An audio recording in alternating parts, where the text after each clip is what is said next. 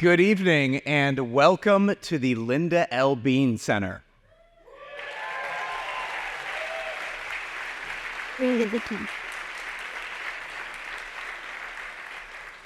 Thank you again, Linda and Diana and Abby and Sally and George for helping to make this beautiful space possible. We gather here tonight to celebrate the 70th anniversary of the Intercollegiate Studies Institute. ISI was founded in 1953 with William F. Buckley Jr. as our first president. Our mission then, as it is now, is to educate for liberty. To understand the importance and urgency of that mission, I'd like to take you back to the Civil War. How many of you have heard of Major Sullivan Ballou? Major Sullivan Ballou, ring a bell to anyone here? Couple hands in the room. So Sullivan Ballou was a 32-year-old lawyer in Rhode Island with a young wife and 2 children, and he volunteered for the Union cause during the Civil War.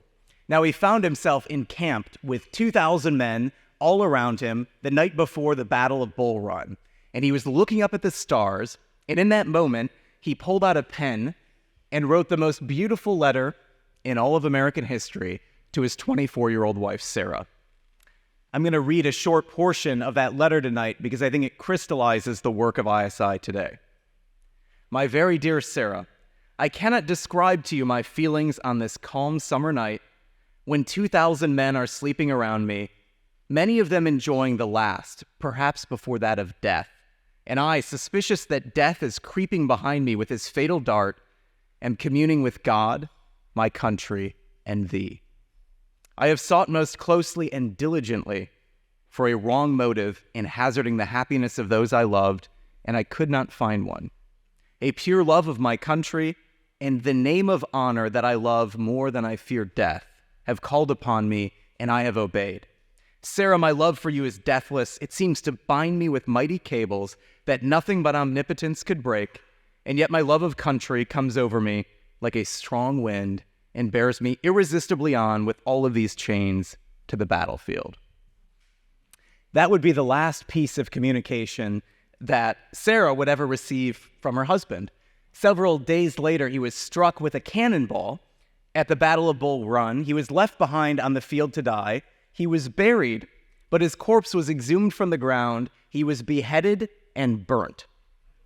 His wife, Sarah, would remain faithful as a widow to her husband the rest of her life and eventually recover a portion of his remains and be buried right next to him near their family home in Rhode Island. Now, I want to ask you all a serious question tonight. Do you believe that our system of higher education in America today is equipping your children and grandchildren with the moral and intellectual virtues needed to follow in Sullivan Ballou's footsteps if push comes to shove? No, of course not. It's teaching them to be ashamed of their family, of their faith, of their country, and to repudiate the cultural inheritance that you all worked so hard to pass on to them. This gap between what higher education used to be in America, when it was producing heroes like Sullivan Ballou, and what it is today, when it is undermining the foundations of our republic, is why ISI exists. ISI exists to fill the void in a higher education system gone mad. Now, we do this with 3 very simple but powerful things: ideas, mentorship, and friendship. Ideas. We keep the basis of civilization alive and educate those who would fight in its defense. We do this by helping young people explore the foundations of America, going all the way back in Western history to Jerusalem, Athens, Rome, London, and Philadelphia, where America's experiment in liberty was born. Mentorship. We have a network of over 4,000 faculty members on campuses across the country. We connect our young students with them, and they help them decide which classes they should take and which professors they should avoid. And no. Got some clapping there. Yeah. The professors in the room are clapping for that one. And finally, friendship. The reason that so many young people drift to the left these days is because of peer pressure. So we provide them a community of friends on their campus who share their principles, but we also connect them with a national network of the smartest young conservatives at Ivy League schools, at top state schools, and at classical liberal arts colleges to form a countercultural leadership network. These are the young men and women that they'll go on to marry, to found companies with, and to serve in presidential administrations together. Now, as I look out at the room tonight, I see the profound impact of these three things, ideas, mentors, and friends, that ISI has had over the past 70 years. Ed Feulner was the founder and longtime president of the Heritage Foundation.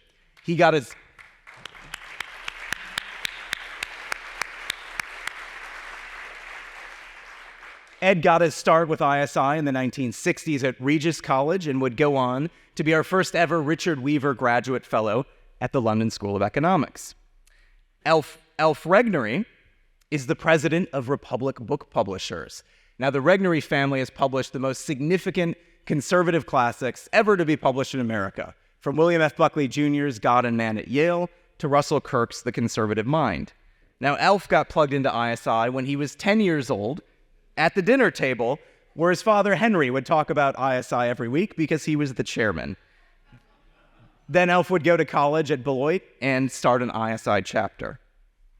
Annette Kirk is the founder of the Russell Kirk Center. She attended her first ISI summer school in 1960 at Grove City College. It was there where she would meet the love of her life, Russell Kirk, an ISI professor, and marry him and host for 50 years students to their home in Michigan. Russell Kirk would also found the journal Modern Age, which today is ISI's flagship publication. Jean Meyer is the longtime president of the Federalist Society and has played a pivotal role in shaping the justices that we have on the Supreme Court today. He got plugged into ISI as a high school student where he went to a conference in Indiana where his father, Frank Meyer, the notable conservative philosopher and longtime ISI professor, was teaching. I also like to think of my own mentor, Larry Arnn, who is not here with us this evening, although his daughter, Alice, was one of the lead architects on the project. So thank you, Alice, for this beautiful building.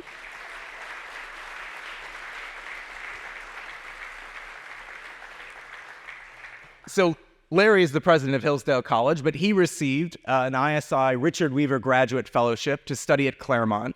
And it was there that he would meet the friends that he would found the Claremont Institute with, and then go on to Hillsdale College and revolutionize great books in liberal arts education in America.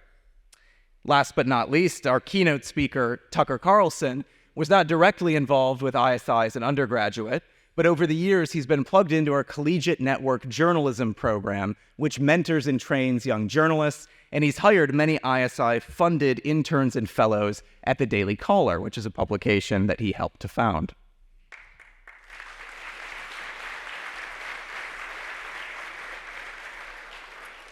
These individuals represent the best of ISI over the past 70 years and demonstrate the impact that we have had, not only on college campuses, but also in the nation at large. So thank you, Ed, Alf, Annette, Jean, Larry, and Tucker, for all that you have done to build institutions that have strengthened our republic and for investing in young people through the work of ISI.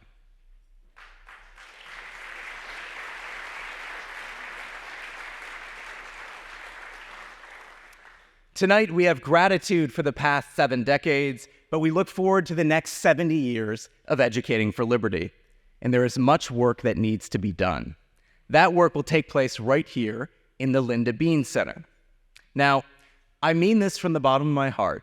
Linda Bean embodies the virtues that we must instill in the next generation if we are going to save America.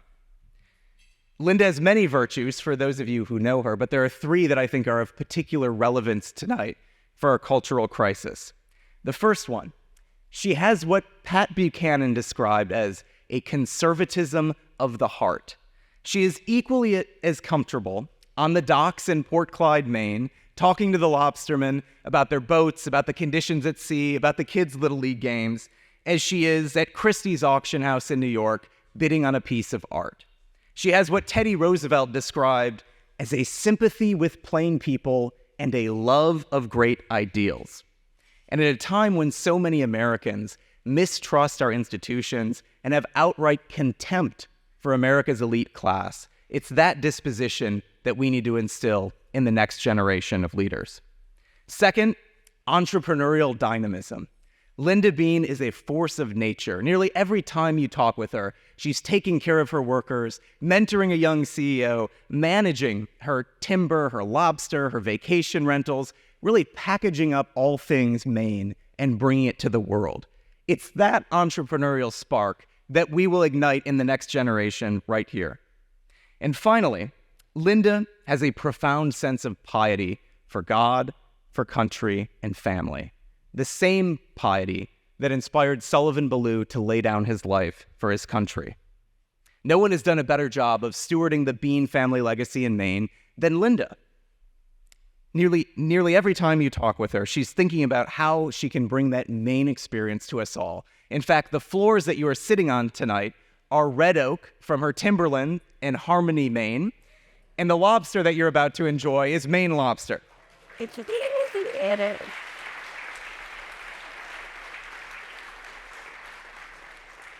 It's this sense of stewardship and tending the cultural inheritance that has been given to us that we will instill in the next generation. Linda, if the leaders of America had 1/4 of your virtue, ISI would not exist. So thank you again for your generous support of this building. We'll do our best to steward your legacy here for 70 years to come.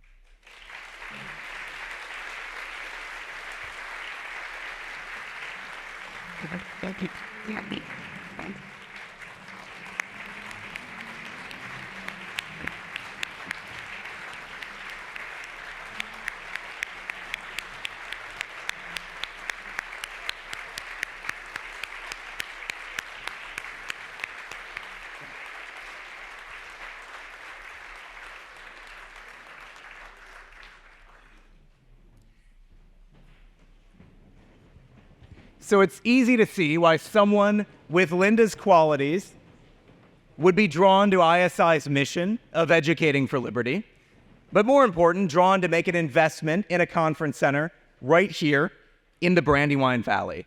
This place is steeped in history, and Linda understands that young people need more than abstract principles. They need stories that are rooted in a particular place that they can visit and that they can see with their own eyes. Just a few miles up the road, the DuPont family escaped the French Revolution and settled here at the behest of Thomas Jefferson on the banks of the Brandywine, where through their technological innovation, they made America into the greatest economic power on the face of the earth. Right here in the Brandywine Valley, the Brandywine School of Art developed around Howard Pyle. You saw the paintings when you walked in the foyer, the Nation Makers, Lafayette, and Independence Day, and the story that it tells about America. And of course, just a few miles up the road, our founding fathers fought on September 11th, 1777, at the Battle of the Brandywine. It was a crushing defeat for the Patriots. Washington was shot, and they fled here to Wilmington, Delaware, to regroup and rebuild. It was here that mentorship relationship between the wise, stately Washington and the young 22-year-old Alexander Hamilton was strengthened, the same age as many of our ISI students. They would endure the winter at Valley Forge together, and that would be a springboard to victory at Yorktown that Hamilton would lead at the age of 26. Of course, the rest is history. By his early 30s, Hamilton was writing the Federalist Papers in defense of the American Constitution and serving as Washington's Treasury Secretary, becoming the architect of American capitalism. Now, we face a different set of circumstances today than they did in 1776, but ours are no less consequential. We are facing nothing less than a cold civil war.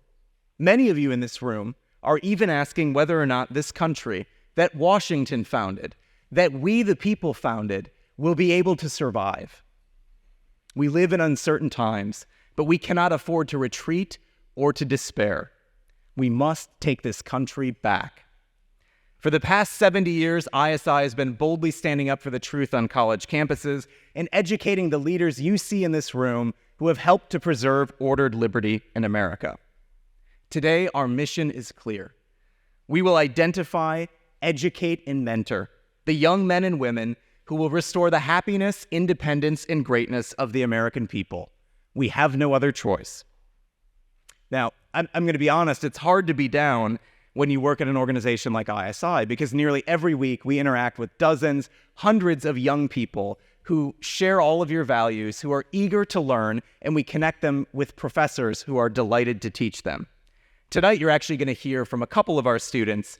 Dylan Mitchell, who is a junior at the University of Pittsburgh. He displayed an incredible amount of courage and poise this past spring when a debate that he hosted was actually overrun by a violent mob. And Sarah Gustafson, who is finishing her PhD at Harvard University studying under Harvey Mansfield and will be going on to become a professor at Catholic University this spring.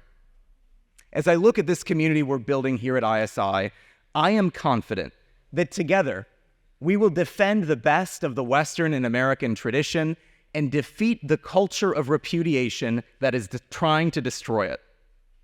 We will create beautiful things in an age of ugliness that captures the imagination of the next generation, and we will build new institutions at a time when everything around us is being torn to the ground.